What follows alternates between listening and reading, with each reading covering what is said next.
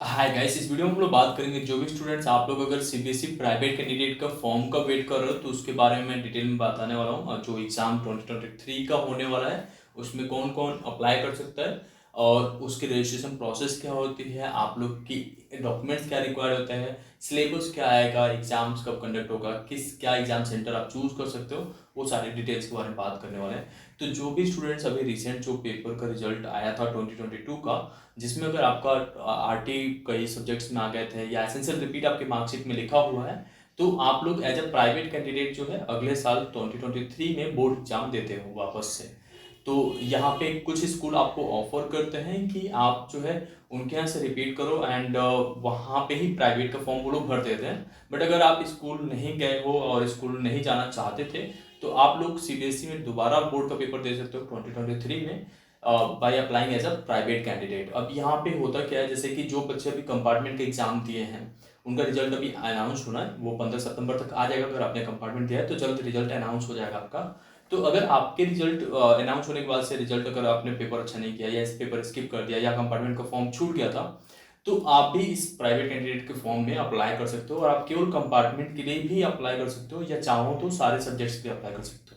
तो बात करें कि कौन कौन अप्लाई कर सकता है, तो एक तो वो जो उनके मार्कशीट में लास्ट ईयर या उससे पहले एसेंशियल रिपीट लिख के आया था और अभी तक आपने क्लियर नहीं कर पाए हो, तो आप अप्लाई कर सकते हो।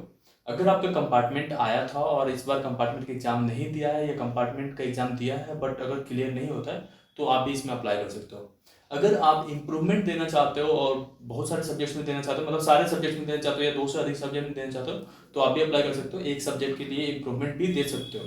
आपका एक सब्जेक्ट का इम्प्रूवमेंट का चांस अभी भी था, तो आपने हो आई होप कि दिया होगा अगर आपको अवेयर हो गए उसके लिए। तो अगर नहीं दिया तो आप एक सब्जेक्ट के लिए भी इम्प्रूवमेंट दे सकते हो या एक से अधिक सब्जेक्ट के लिए, टोटली डिपेंड्स ऑन यू। ठीक है। अब एक और स्टूडेंट्स होते हैं जैसे एडिशनल कैटेगरी में अप्लाई करने के लिए आप दे सकते हो। जैसे मान लो आप बोर्ड एग्जाम पास हो चुके हो बट आप किसी नॉन प्रैक्टिकल सब्जेक्ट्स को एडिशनल सब्जेक्ट के तौर पे लेना चाहते हो, तो आप सीबीएसई में दे सकते हो आप उस सब्जेक्ट का एग्जाम।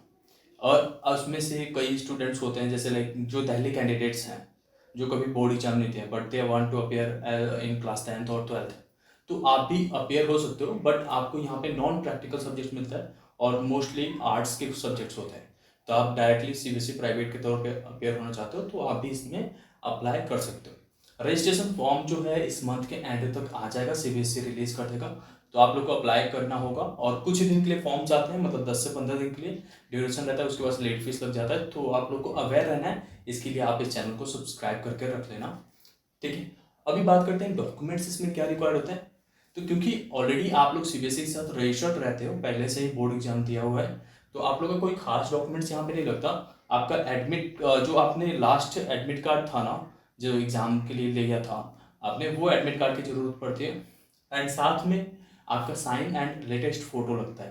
तो सिग्नेचर एंड फोटो की जरूरत पड़ेगी और आपका एडमिट कार्ड, आधार कार्ड की जरूरत पड़ेगी एड्रेस डालने के लिए। और यहाँ पे आप एग्जाम सेंटर कुछ भी चूज कर सकते हो, मतलब अभी जहाँ पे एग्जाम दिया था आप चाहो तो वहाँ पे ही दे सकते हो या आप चाहो तो सिटी चेंज कर दिया। अगर मान लो पापा का ट्रांसफर हो गया या आप कहीं और चले गए हो किसी प्रिपरेशन के लिए, लाइक मोस्टली स्टूडेंट कोटा चले जाता है, तो अगर आप कोटा में हो और वहीं पे पेपर बोर्ड का देना चाहते हो तो आप फॉर्म फिल करते समय एग्जाम सेंटर आप कोटा का ले सकते हो।